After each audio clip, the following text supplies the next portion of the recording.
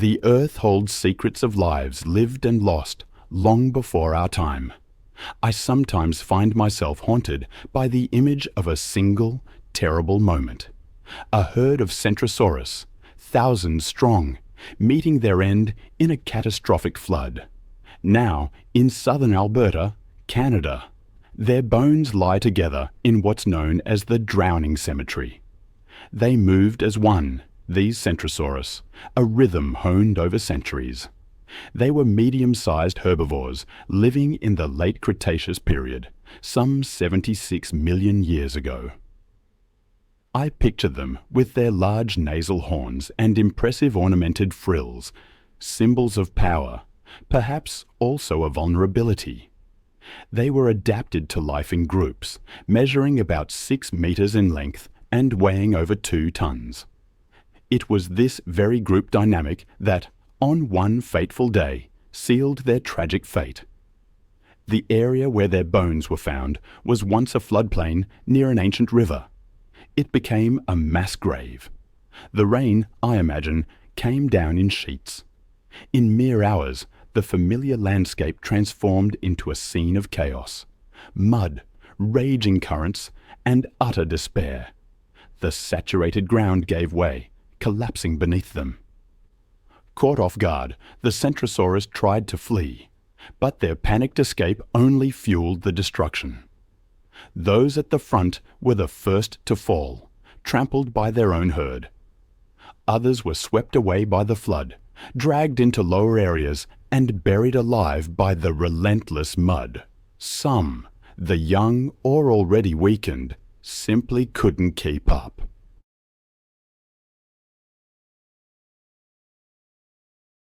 Death came swiftly for some, a slow agony for others.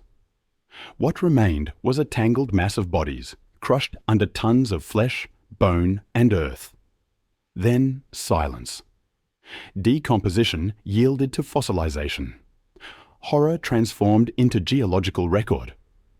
Millions of years later, humans would come to excavate this soil with brushes and spatulas, with a patience that mirrored the passage of time itself. Paleontologists would unearth an unprecedented discovery. Over 10,000 bones belonging to a single species in a single location. The scientists' interpretation was immediate and stark. This wasn't the result of deaths over generations. This was a single event, a sudden catastrophe that wiped out an entire herd.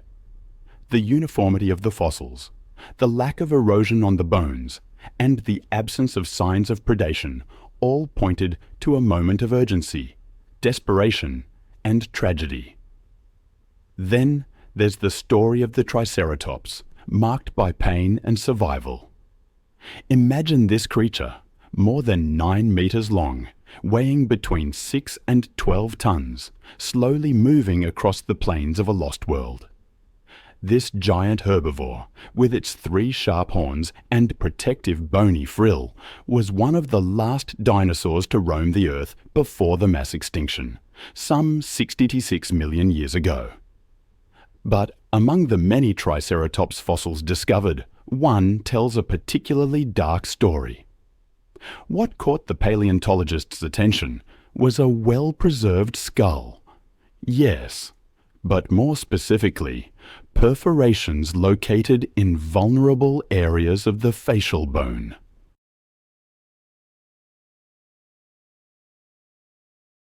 When analyzed, the perforations revealed a specific pattern, a curvature, a spacing between the marks, a depth compatible with only one living creature of that time, Tyrannosaurus Rex. The powerful jaws of this predator could exert a force of more than 5 tons, enough to crush bone and tear away chunks of flesh. But what makes this case so intriguing is that the Triceratops didn't die at the moment of the attack. The bone surrounding the perforations shows clear signs of irregular growth, a biological reaction to the body's attempt to heal. An inflamed type of bone callus, typical of infection.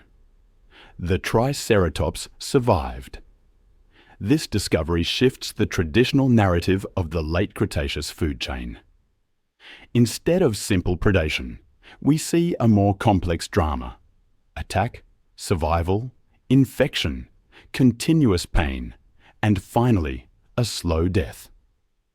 The skull becomes a witness not only to a brutal fight, but also to the resilience of a wounded animal struggling to carry on.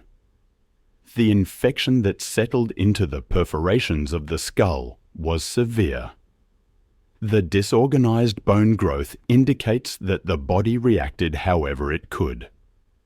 This inflammatory response suggests that it lived for weeks, perhaps even months, after the attack. Every movement of the jaw, every bite of leaves or branches caused pain. And then there's the fossil known as the fighting dinosaurs, Protoceratops versus Velociraptor.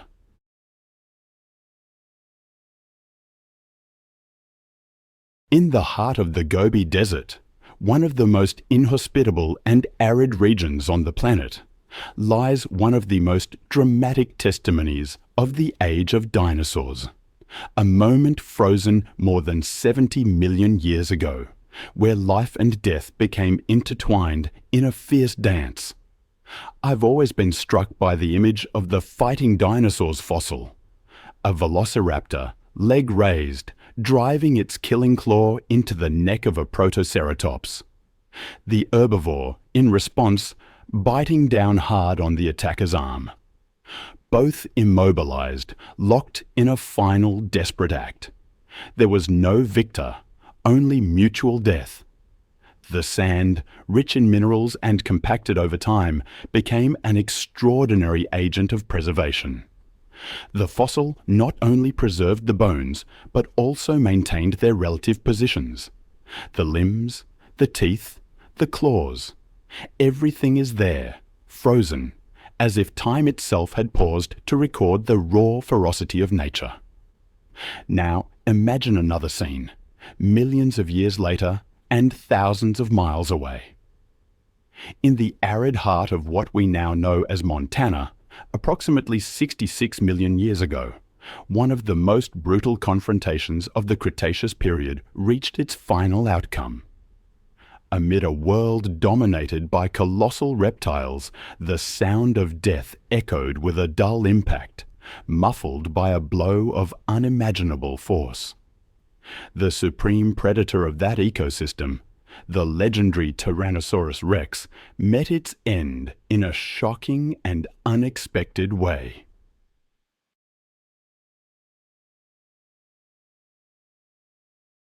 Its name now echoes through museum halls and across the pages of paleontological studies, as a symbol of both violence and fragility. M80, nicknamed Pex Rex, is a fossil that tells a story unlike any other. What scientists discovered when analyzing the fossilized skeleton of this Tyrannosaurus Rex was extraordinary. A massive puncture wound in the neck, exactly where vital arteries, the trachea, and crucial muscles responsible for supporting the head are located. It was as if someone had driven a spear with devastating force straight into the animal's vital systems. But this spear was not made of metal. It was bone, a horn, the horn of a Triceratops. The scene begins to take shape in the minds of paleontologists. A close quarters confrontation, a decisive strike, a hunting attempt that went wrong. The greatest terrestrial predator of its era, a formidable hunter, became the prey. Bone fragments found around the puncture indicate that the impact was deep. So deep that it pierced soft tissues, blood vessels, and likely perforated the trachea. There are no signs of healing at the site of the wound, no attempt by the body to initiate a recovery process. This means only one thing: the blow was fatal, or, at the very least, the direct cause of death. The fossil M0980 was discovered in 1997 by a geologist named Bob Harmon, while excavating a region known for its Cretaceous deposits.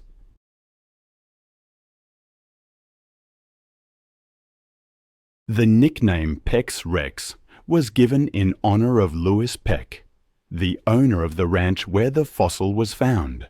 Since then, Pex Rex has fascinated scientists and the public alike because of its story, because of its end, because of its silent message written into every fracture, every shattered bone.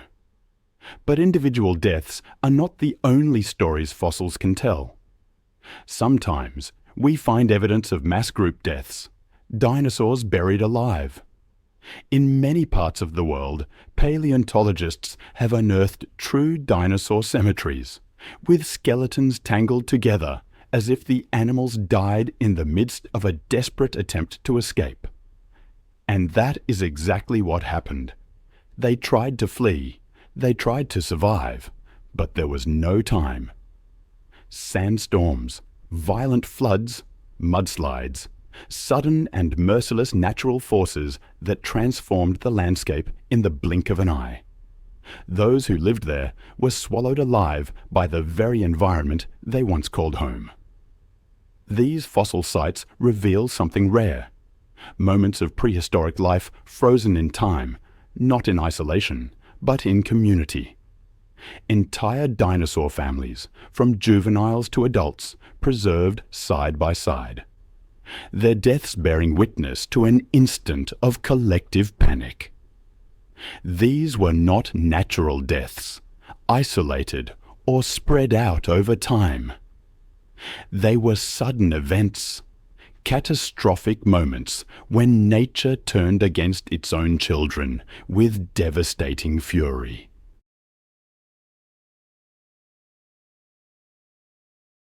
In China, within the Yixian Formation, entire groups of Psittacosaurus, small bipedal herbivores, have been found piled together in layers of volcanic sediment. All evidence suggests they were buried alive by ash from a sudden eruption. In Mongolia, sandstorms engulfed dinosaurs in mid-motion. Their poses, preserved within the desert, reveal final attempts to escape an inevitable death. In Madagascar, a mudslide captured an entire group of Majungasaurus, feared predators that, according to the evidence, had no time to fight back. They were crushed, immobilized, preserved. And what about discoveries in North America? In locations such as the Morrison Formation in the United States, the remains of Diplodocus and other sauropods appear grouped in patterns suggesting entire herds were wiped out at once by sudden floods. These sites allow us to see beyond death. They show us how dinosaurs lived, how they organized themselves into herds, families, and social structures, and how even in groups they were vulnerable to the power of nature. Consider, for instance, the Pachyrhinosaurus, crushed in a stampede. In the petrified silence of time, when the world was still ruled by gigantic reptiles, a tragedy unfolded beneath the darkened skies of ancient North America. These bones belong to Pachyrhinosaurus, a gregarious herbivore whose head was adorned with thick bony bosses rather than sharp horns. But it is not this animal's appearance that draws attention. It is the way it died.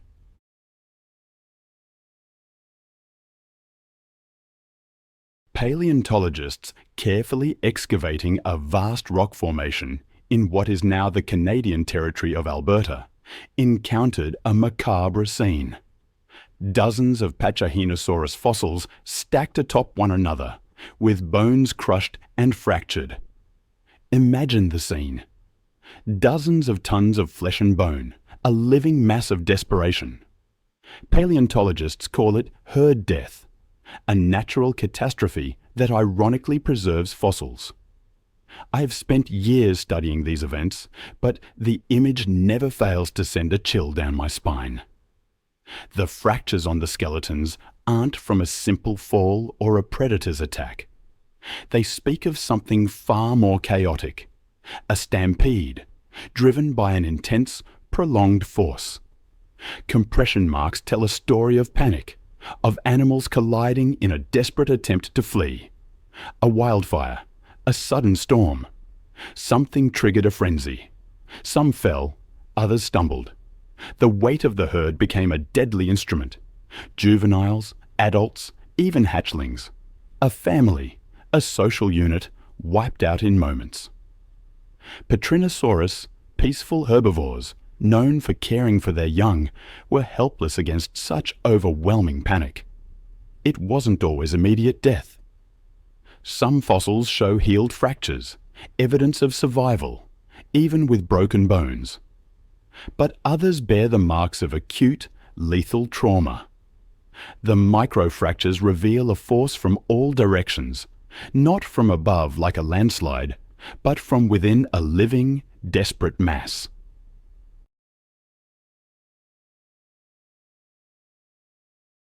Then there's the Carnotaurus, the meat-eating bull, a fearsome predator of South America from 70 million years ago.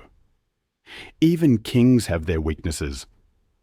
I've always been drawn to the stories these fossils tell, stories that go beyond strength and ferocity, tales of pain, struggle, and sometimes silent defeat. This particular Carnotaurus fossil revealed a mystery in its jaw, a significant unhealed fracture. It was a clear, deep break that compromised its ability to hunt, to feed, to survive. The paleontologists I work with immediately recognized the severity of the injury. It wasn't superficial. It was a severe rupture in the lower jawbone, a wound that would have caused extreme pain and made even basic movements difficult. The absence of healing was the first clue. Usually, a surviving fracture shows new bone growth, calluses, adjustments to restore functionality. But here, the fracture was raw, as if it had occurred just before death. This led to a grim conclusion. The Carnotaurus died shortly after the injury. And if that's true, the cause of death may have been starvation. Unable to fully open its jaw or apply the force needed to kill prey, it may have wasted away. Imagine its suffering. Every bite, every jaw movement sending waves of pain. Each step slower, more hesitant. A predator transformed into a shadow, pushed out of territorial disputes, abandoned by prey, perhaps even by its own kind. Then there's the Tyrannosaurus Rex, the tyrant lizard king.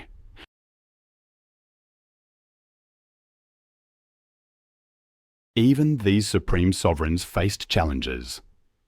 A fossil discovered in Montana revealed something unprecedented: bite marks on its own bones, made by another Tyrannosaurus Rex. This discovery sheds light on T-Rex behavior in a way we could previously only imagine. The tooth marks weren't from a smaller predator. They matched the robust, widely spaced teeth of another tyrannosaur. This forces us to reconsider everything we thought we knew about their social and feeding behavior. Was it cannibalism, a territorial dispute, or a meal where opportunity outweighed any social restraint? To understand this, we must understand the T-Rex itself.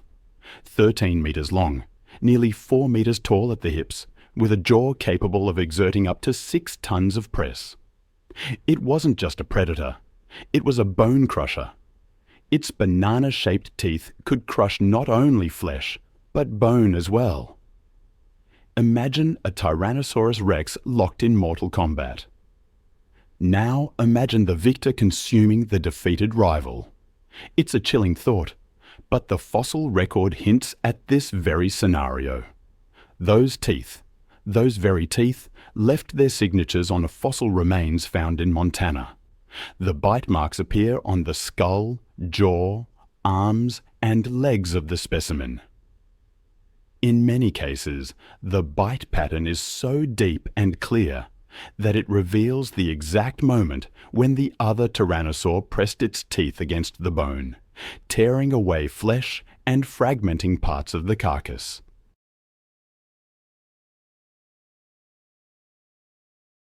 For paleontologists, this level of detail is like a time capsule, a window into behavior that textbooks and theories alone could not describe. But what does this actually mean? Was Tyrannosaurus Rex eating its own kind? And if so, why? One of the most widely accepted hypotheses among scientists is opportunistic cannibalism. In wild and hostile environments like those of the late Cretaceous, food scarcity could drive even the largest predators to feed on the bodies of their dead counterparts. This behavior is not unprecedented in the animal kingdom. Today, crocodiles, sharks, and even bears may practice cannibalism when circumstances demand it. Why would it have been any different 66 million years ago? Another even more dramatic possibility is that of a fight between two Tyrannosaurus Rex individuals over territory, mating rights, or dominance over a kill. And at the end of the confrontation, the victor may have consumed parts of the defeated rival. This behavior is also observed among modern predators. Wolves, for example, may kill members of rival packs and feed on them. In this scenario, Tyrannosaurus Rex ceases to be merely a killing machine and becomes an animal with complex social behaviors.